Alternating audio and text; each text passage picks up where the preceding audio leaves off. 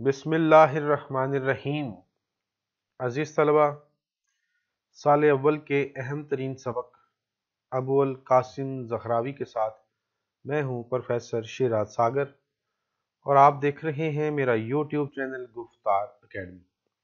عزیز طلبہ، اس سبق کے مصنف کا نام ہے حمید عسکری، صنف ہے مضمون، اور اس کا ماخذ ہے نامور مسلم سائنسدان۔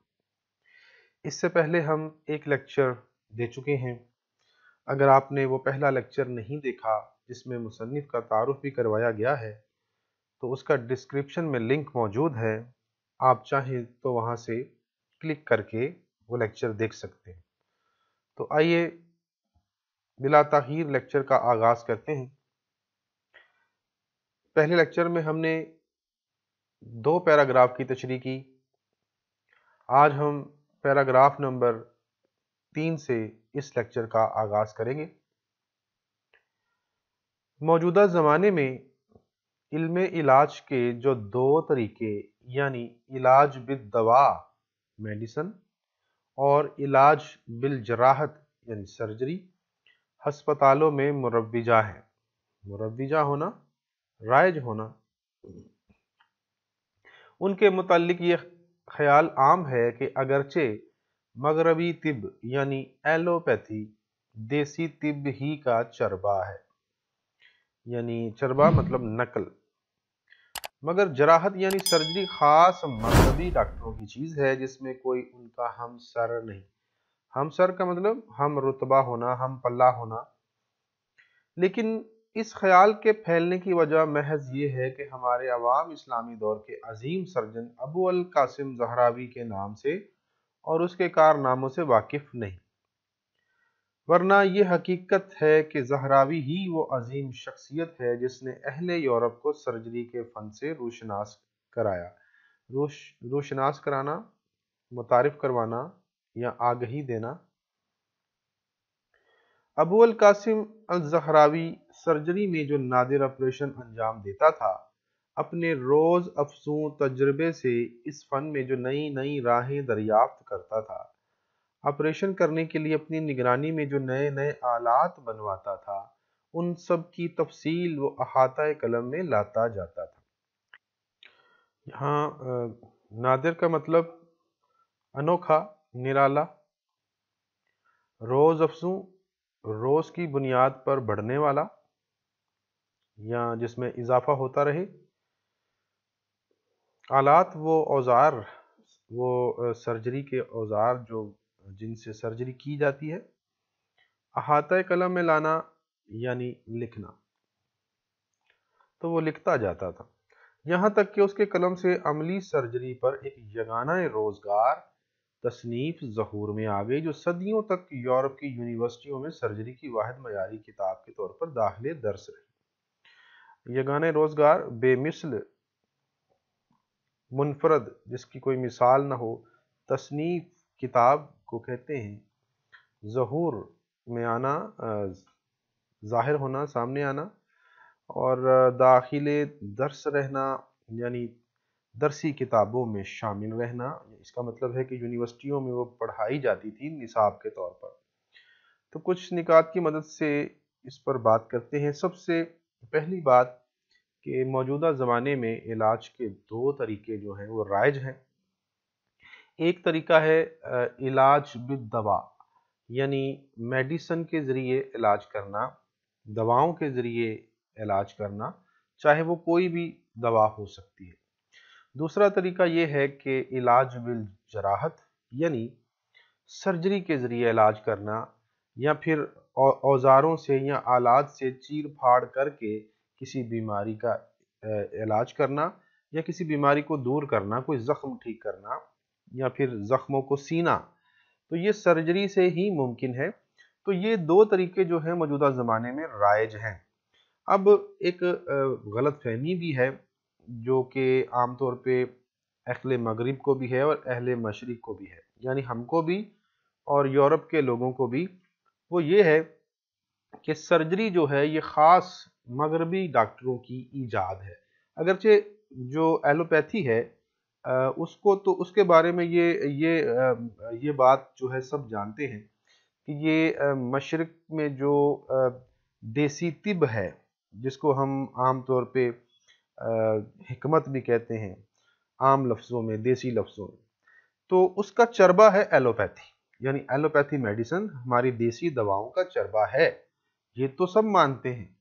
लेकिन जराहत के मामले में जराहत के मामले में लोगों की राय ये है कि ये ख़ास मगरबी डॉक्टरों की या वहाँ के साइंटिस्ट की इजाद है, और इसमें उनका कोई हमसर, कोई हमपल्ला या उनके बराबर हरगिज़ नहीं हो सकता।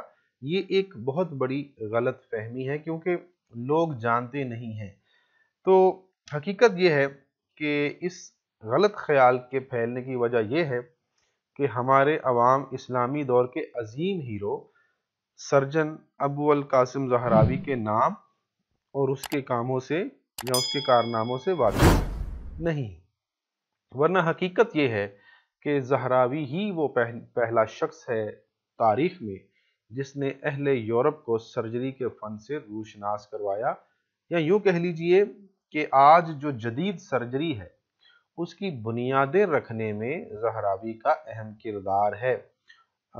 यूँ समझ लीजिए कि उसने एक राह दिखाई और फिर बाद में आने वालों ने उसी रास्ते पर आगे कदम बढ़ाया, और आज जो जदीद सर्जरी है वो ज़हरावी ही की मरहून मिन्नत है।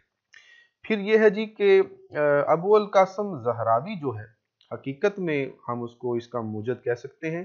फिर वो करता क्या था कि जो वो नित नए ऑपरेशन करता था या नादिर ऑपरेशन करता था, वो उसकी तफसील भी लिखता चला जाता था, क्योंकि रोज़ बरोज़ उसके तजर्बे में इजाफा होता चला जा रहा था। और जब भी वो कोई नया ऑपरेशन करता तो उसके लिए नए नए आलात भी बनवाता, या उसको काटने के लिए, पकड़ने के लिए, या ज़ख्मों को सीने के लिए मुख्तलिफ़ किस्म के आलात वो बनवाता था। और रोज़ एक नई राहें दरियाफ्त करता चला जाता था, और अपनी निगरानी में जो वो आलात बनवाता था उन सब की वो तफसील जो थी वो लिखता चला जाता था। यहाँ तक कि उन औज़ारों को, उन आलात को कैसे इस्तेमाल करना है, किस तरह की सर्जरी में इस्तेमाल करना है, और किस तरह की बीमारियों में इस्तेमाल करना है। और फिर ये भी कि जो उसका तजर्बा बढ़ता चला जाता था वो भी जो है वो अहाते कलम में लाता था। यहाँ तक कि अमली सर्जरी पर एक बेमिसाल, एक मुनफरिद एक किताब जो है वो ज़हूर में आ गई, जो कि सदियों तक, यानी उसके बाद कई सदियों तक यूरोप की मुख्तलिफ जामियात में वो मेडिकल के या तिब के जो तलबा थे उनके निसाब में वो शामिल रही, उनको पढ़ाई जाती रही, और मेडिकल के जो उस्ताद थे वो उससे इस्तिफ़ादा करते रहे।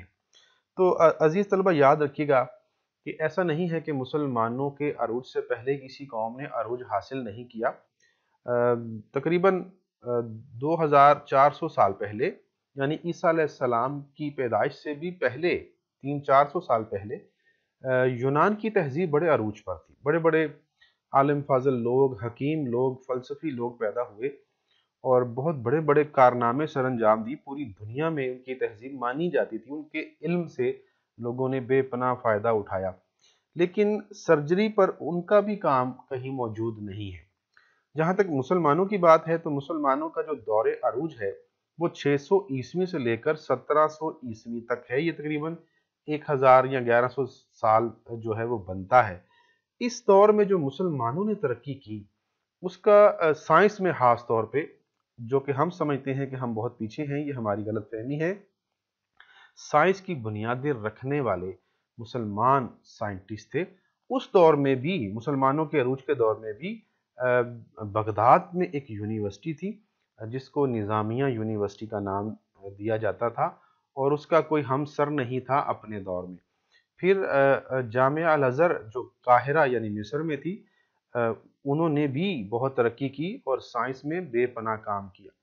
फिर जो कुर्तबा यूनिवर्सिटी है, यानी जामिया कुर्तबा, यहाँ के जो साइंटिस्ट थे या यहाँ के जो उस्ताद थे उन्होंने इस सर्जरी को, इस जराहत को औज सुरैया तक पहुंचाया, यानी बेपनाह इसमें काम किया, इसको तरक्की दी और इसके इर्तिका में बुनियादी किरदार अदा किया।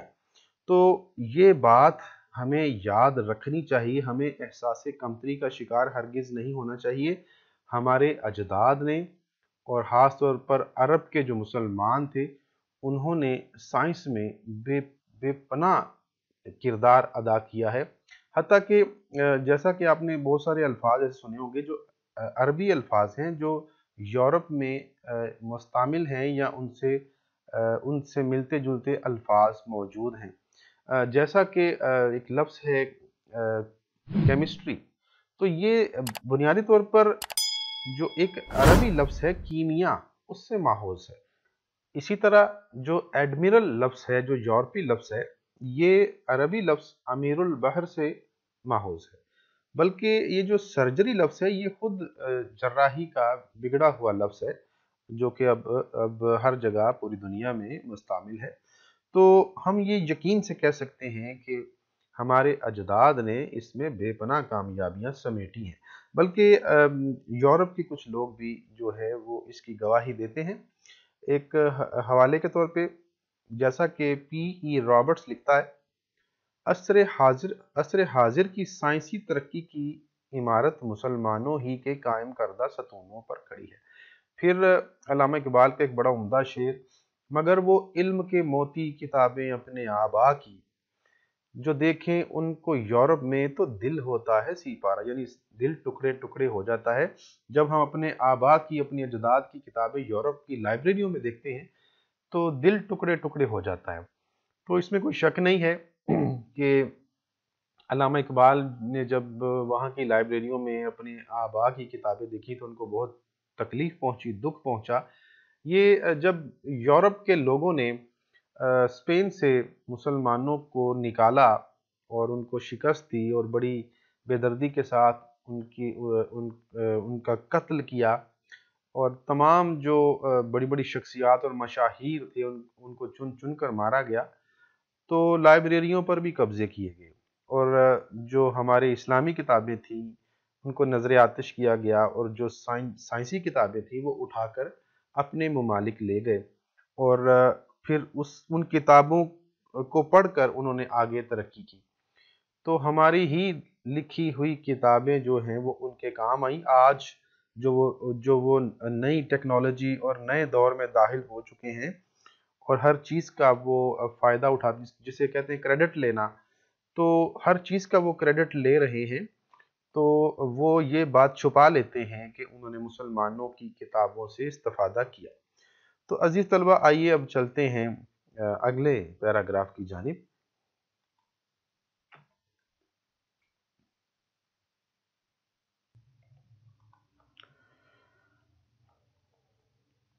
ज़हरावी की इस किताब का नाम तसरीफ़ है। ये किताब जी, इसका नाम याद रखिएगा, मारूज़ी का बड़ा अहम सवाल है। ये पूरी किताब तो इल्म इलाज की दोनों शाखों, तिब यानी मेडिसिन और जराहत यानी सर्जरी पर मुश्तमिल है, लेकिन इसका सबसे अहम हिस्सा सर्जरी का है।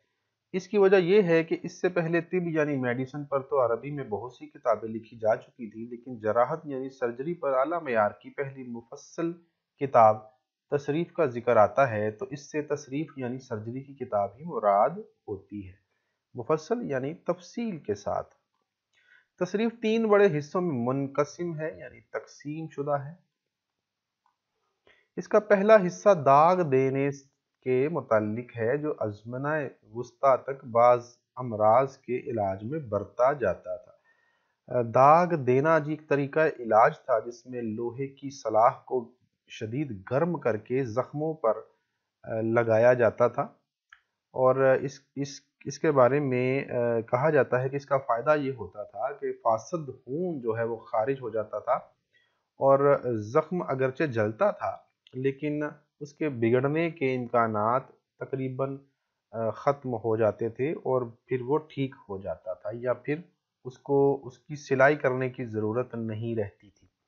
तो उसको कहते थे दाग देना। अज़मिना वुस्ता जो है ये दरमियानी ज़माने को कहते हैं, یعنی نہ قدیم نہ جدید، اس کے درمیان کا جو زمانہ ہے، عام طور پر یہ زمانہ جو ہے سمجھا جاتا ہے چنگیز خان کے دور عروج سے لے کر غرناطہ کے زوال تک، یعنی سقوط غرناطہ تک، یعنی 1492 میں اسپین سے یا اندلس سے مسلمانوں کے عروج کا خاتمہ ہو گیا تھا، ان کی حکومت بھی چلی گئی تھی۔ تو 1492 تک یعنی کا جو زمانہ ہے اس کو ازمنہ وسطیٰ یا درمیانی زمانہ کہتے ہیں۔ تو یہ تقریباً 15ویں صدی تک یہ طریقہ کار داغ دینے والا استعمال ہوتا رہا۔ تصریف کے دوسرے اور تیسرے حصے میں عملی جراحت کا بیان ہے، اور یہی اس کتاب کے اہم ترین حصے ہیں۔ ان میں دانت نکالنے، آنکھوں کا آپریشن کرنے، حلق کا کوا کاٹنے،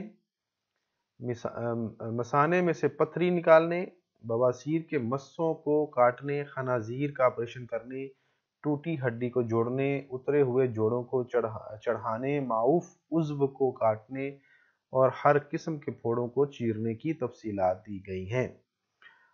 حلق کا کوا، یہ جو حلق میں ایک گوشت لٹکا ہوا ہوتا ہے اور ووکل کارڈز کے ذریعے آواز پیدا کرنے کا ذریعہ ہے، اس کو کہا جاتا ہے حلق کا کوا۔ اور بواسیر کے مسوں کو کاٹنے، یہ بواسیر بھی ایک بیماری ہے جو کہ بڑی آنت میں موقع یا پھوڑے سے بن جاتی ہے اور جو ہے خون رستا رہتا ہے، اس کو بھی کاٹ کر اس کا علاج کیا جاتا ہے۔ خنازیر کا آپریشن کرنے، یہ گلے کی گلٹیاں یا اس کو آپ کہہ سکتے ہیں جدید لفظوں میں ٹونسلز کہہ سکتے ہیں، اس کا آپریشن کرنے، اور اس کے علاوہ معوف عضو یعنی بیکار عضو یعنی معطل، ان کو کاٹنے وغیرہ کے لیے کی بات کی جا رہی ہے۔ تو دیکھتے ہیں جی کہ کچھ نکات کیا بنتے ہیں۔ سب سے پہلی بات کہ تصریف جو ہے اس میں طب کے حوالے سے بھی بات کی گئی ہے اور جراحت کے حوالے سے بھی بات کی گئی ہے، یعنی دونوں کی تفصیل اس میں موجود ہے۔ لیکن یہ عربی زبان میں لکھی جانے والی پہلی اعلیٰ معیار کی کتاب ہے جو کہ جراحی پر لکھی گئی مفصل کتاب ہے، اور اگر کبھی تصریف کا ذکر آئے تو یہ وہی تصریف ہے جو کہ ابو القاسم زخراوی نے لکھی۔ اس کے بعد ذکر ہے کہ تصریف 3 بڑے حصوں میں اس کو تقسیم کیا جاتا ہے۔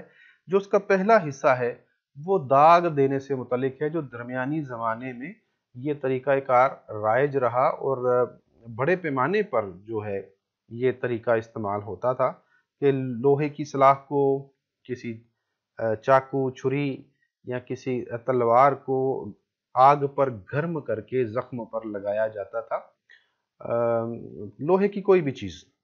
تو اس طریقے سے بھی زخموں کا ایک علاج کیا جاتا تھا جو کہ 15ویں صدی تک یہ رائج رہا۔ اس کے بعد جو دوسرا اور تیسرا حصہ ہے یہ بہت اہم ہے کیونکہ اس میں عملی جراحت کا بیان ہے، مطلب یہ کہ طریقہ کار رائج ہے، کون سے جو آپریشن ہیں وہ کس طریقے سے کرنے ہیں، ان کا آغاز کیسے کرنا ہے، اس میں پوری ہدایات درج ہیں اور احتیاطی تدابیر بھی جو ہے اس میں بتائی گئی ہیں کہ تاکہ کوئی نقصان نہ ہو جائے۔